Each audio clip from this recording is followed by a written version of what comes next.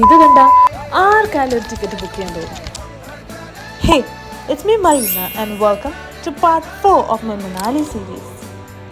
Old മണാലിന്ന് പ്രതീക്ഷിച്ചപ്പം ഞാനിതൊന്നും അല്ല വിചാരിച്ചു കേട്ടോ. പോയതിൽ വെച്ച് ഏറ്റവും പീസ്ഫുൾ ആയൊരു സ്ഥലം നമ്മൾ മാത്രമേ ഉള്ളൂ എന്ന് വേണമെങ്കിൽ പറയാം. ചുറ്റിനും കുറേ കാഫേസും മ്യൂസിക്കും, അത് വേറെ തന്നെ ഒരു വൈബാണ്. അങ്ങനെ നമ്മുടെ യാത്രയുടെ ഇടയിൽ ഒരു ബ്രൗൺ ഹുഡിയിട്ട് ഒരു ടെഡ്ഡി ബെയർ കണക്കിരിക്കുന്ന ഒരു ക്യൂട്ട് ചെക്കൻ. കണ്ടാൽ നല്ല ക്യൂട്ടാണ്, പക്ഷെ സ്വഭാവം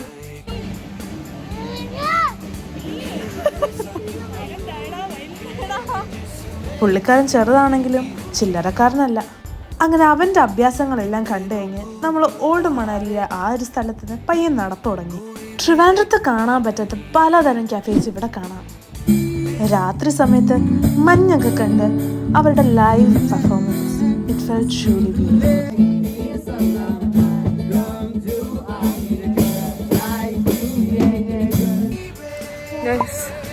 നമുക്ക് തന്നെ ഡൗട്ടുണ്ട് നമ്മൾ അഴിക്കാണോ വന്നത്. അയ്യോ അല്ലേ, കറങ്ങി നടക്കുകയാണ്, എക്സ്പ്ലോർ ചെയ്തു. അങ്ങനെ എല്ലാം കഴിഞ്ഞ് നമ്മൾ ഓൾഡ് മണാലിയിൽ നിന്ന് നമ്മൾ നമ്മുടെ ഹോട്ടൽ വരെ നടന്നുപോയി. പോകുന്ന വഴിയിൽ കുറേ പബ്സ് ഉണ്ടായിരുന്നു. അങ്ങനെ ഒരു പബ്ബിൽ കയറി അത്യാവശ്യം നല്ല രീതിക്ക് തുള്ളിയിട്ട് നമ്മൾ അവിടെ നിന്ന് ഇറങ്ങി അടുത്ത സ്ഥലത്തേക്ക്.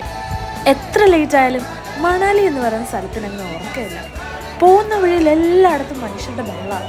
കേട്ടപ്പം ഞാൻ വിചാരിച്ച അടിയാണ് നടക്കുന്നത്, പക്ഷെ ആക്ച്വലി അതല്ലായിരുന്നു കേട്ടോ. ഇന്ത്യ വേഴ്സസ് പാകിസ്ഥാൻ്റെ മാച്ച് നടന്നതിൻ്റെ ആഘോഷമാണ് അവിടെ നടന്നത്. ഇനി നെക്സ്റ്റ് വീഡിയോയിലായിരിക്കും ഞങ്ങൾ ആക്ച്വലി മഞ്ഞ് കാണാൻ പോകുന്നത്, അതും snow point. Do follow me and stay tuned for the next video.